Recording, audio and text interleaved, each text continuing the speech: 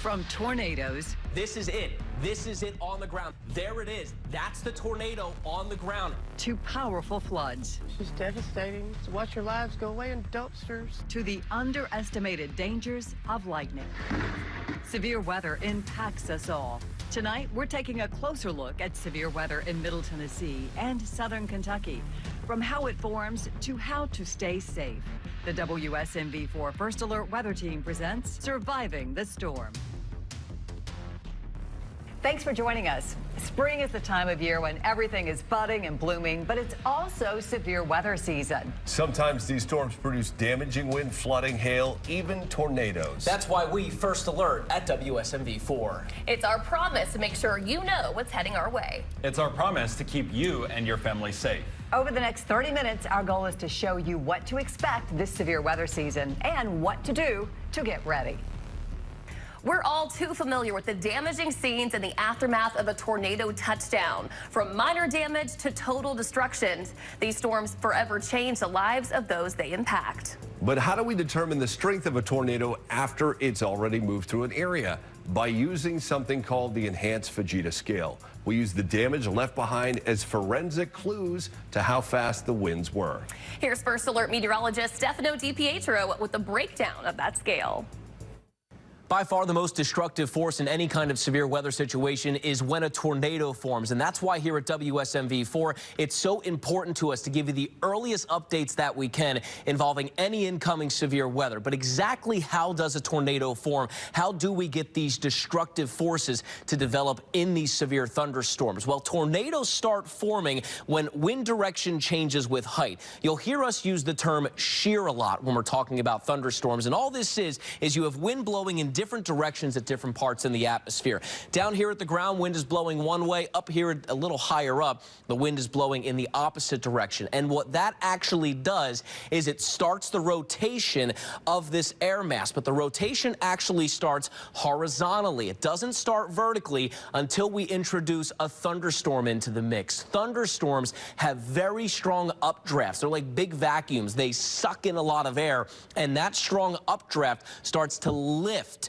that rotation vertically, and as it spins quicker and quicker, that is how you get a tornado. But how do we rate the destructive properties of a tornado after they've already gone through? Well, we use something called the enhanced Fujita scale. What this does is tornadoes sort of leave behind clues in their damage to show how strong they were. So we start off with an EF0 tornado, which is going to cause minor damage. Shingles that are going to be peeled off. You may have some damage to the gutters and also the siding of your house. Large branches will be broken off. There could also be some power outages. EF1 tornadoes can have wind speed over 100 miles per hour. It's more moderate damage, significant roof damage, broken windows, small trees that can be uprooted. More power poles are going to be snapped as well. An EF2 tornado with winds well over 100 miles per hour. Most power poles are going to be broken. Entire rooftops can be ripped away, and cars can be toppled as well. And EF3, much more severe damage. Entire floors can be destroyed, especially those top floors. And also you're talking vehicles displaced, bark that can be stripped from trees, and most standing objects are going to be toppled as well. And EF4, most of homes are going to be completely leveled here. I mean, we are talking wind speeds in excess of 200 miles per hour. Cars can be tossed into the air. Much of the landscaping is going to be stripped as well. As when we get up to an EF5, this is extreme, devastating damage. Homes are completely swept away. Grass can be ripped from the ground as well. Still ahead on surviving the storm, it's something that occurs in almost every storm and could cost you your life. Meteorologist Cruz Medina explains why this phenomena is an underrated killer. And tornado watch, tornado warning, tornado emergency. Melanie Layden will break down what they all really mean next. But first, as we go to break, we leave you with this severe weather trivia question. Which of these is not a criteria for a severe thunderstorm warning? Is it A, hail 1 inch or greater, B, lightning strikes, or C, wind speeds over 58 miles an hour? We'll have the answer right after the break. Think you have the answer? Well, which of these is not criteria for a severe thunderstorm warning? If you guess lightning, you are right. For a severe thunderstorm warning, or even a thunderstorm to be considered severe, it has to have hail 1 inch in diameter or greater, wind speeds of 58 miles an hour or greater, and be capable of producing a tornado.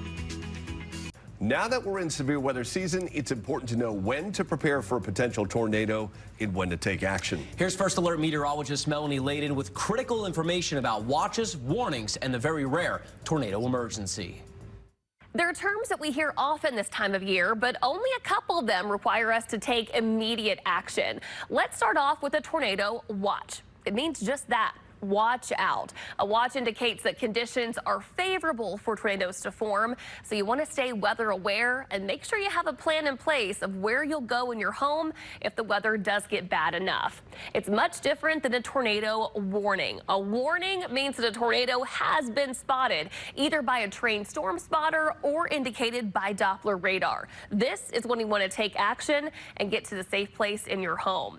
And every once in a while, the National Weather Service will issue a tornado emergency. These are more rare to see, but they require immediate action. It means a strong, violent tornado is confirmed on the ground, posing a severe threat to human life and catastrophic damage. And remember, in a tornado warning, don't rely solely on outdoor sirens.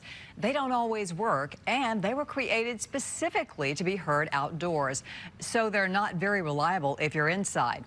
They became widely used in the late 1960s for farmers who worked outdoors to alert them that bad weather was coming. A weather radio is also great to have in your house in case of a power outage, and you can't get us on your TV. Dan Thomas has a step-by-step instruction video on our website on how to program your NOAA weather radio. Coming up on Surviving this Storm, flooding is the leading weather-related killer in the spring months. After the break, Dan Thomas looks back on some of the worst flooding this area has ever experienced and shows you step by step how you and your loved ones can stay safe the next time floodwater strikes Middle Tennessee. Middle Tennessee is no stranger to catastrophic flooding. There was the Great Flood of 1927. The Cumberland River inundated downtown Nashville, cresting more than 16 feet above flood stage. In more recent times, we had the May 2010 flood that devastated not just parts of Nashville, but sections of many communities across the mid-state. Interstates went from throughways to waterways. 2-day rainfall totals of more than 1 foot were common. Then, in August 2021, Waverly and much of western Middle Tennessee had a sudden and especially devastating flood that killed 7 and washed homes and businesses right off their foundations. While most flooding is usually much less significant, any flooding can turn deadly with just a few wrong moves. So let's talk about how you can keep yourself and your family members safe. First, you need to know when flooding is possible. One easy way to do that is with the First Alert Weather app. Through that app, you can get our forecasts. We let you know when there's a chance for flooding.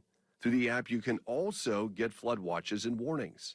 A flood watch means flooding is possible, either then or very soon.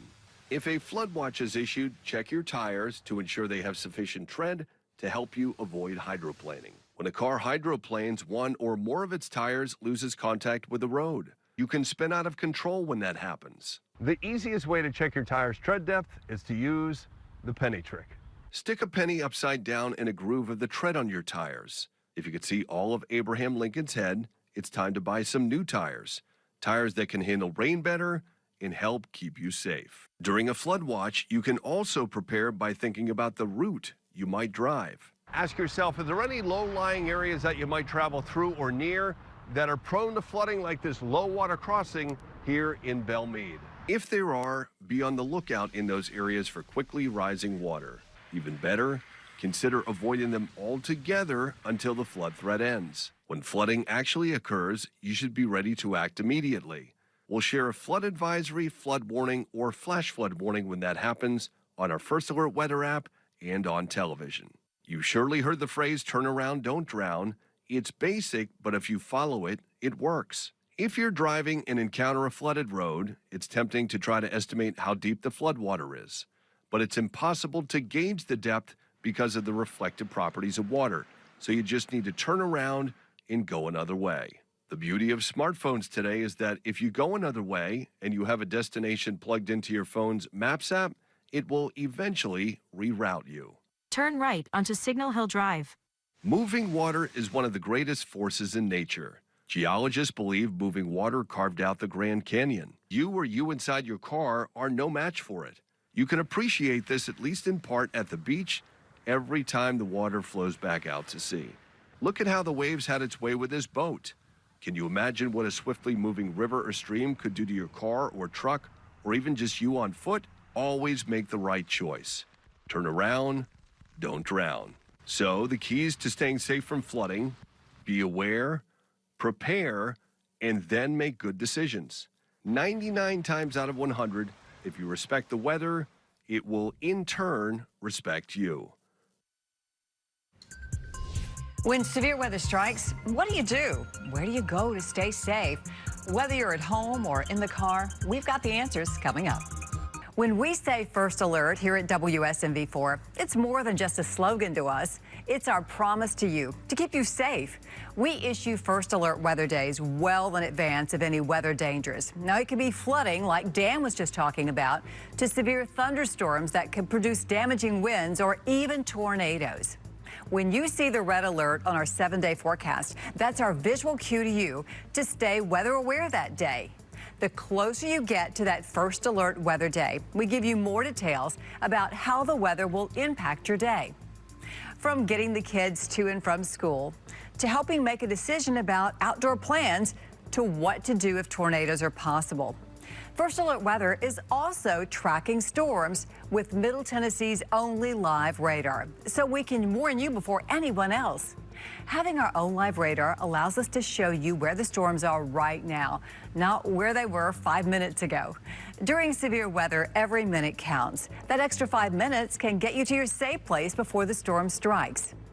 First Alert Weather is also giving you the most accurate forecast in the Mid-State. I know, anyone can say that. Hey, but we've got the award to prove it. An independent company called WeatherRate monitors forecasts from all television stations. They compare the forecast with what really happened, and for 5 years in a row, they have found the First Alert forecast to be the most accurate in Middle Tennessee. And we're really proud of that designation. Your home is your sanctuary. It's your safe place, and it can be the safest place to be in a tornado if you choose the right place. 2 things to remember. First, think low and think interior. No doubt, if you have a storm shelter, that's the safest place to be. But most of us don't have one, so the next choice is a basement. It can be a small space or a closet underneath the stairs. The stairs provide extra protection. Just make sure there's space for you, and it may be time to do a little spring cleaning to make room. No basement? Just choose a spot on the lowest floor. An interior bathroom or closet will do. Just make sure there are no windows. Now that you've identified your safe place, there are some things you'll want to take with you for extra protection, like a helmet of any kind, also a blanket and some pillows. All of those things can help protect you from flying debris. Take your cell phone with you. You can watch our WSMV4 coverage on the WSMV4 app while you're in your safe spot. And just in case the cell service goes out, it's not a bad idea to have your weather radio with you as well. But what about if you live in an apartment? The same principles apply. If you live on a higher floor, try to get to know the neighbors down below. The ground floor is best. If you're in a multi-floor building, go to the center away from windows. An inside stairwell can be a great place. Where's the safest place to be if you live in a mobile home? Out of it.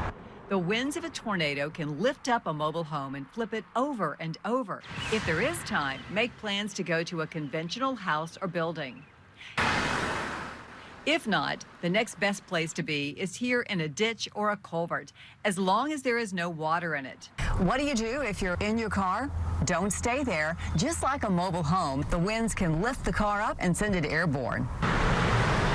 Although it may look safe, don't take refuge under a bridge or overpass. They act like a wind tunnel, funneling the air, causing the wind to blow even faster than if you were standing out in the tornado. If possible, get to a sturdy building. If not, just like in a mobile home, head to a low-lying area and lay flat. The key to surviving the storm is to have a plan and make sure everyone in your family knows the plan. Thanks for joining us for WSMV4's Surviving the Storm.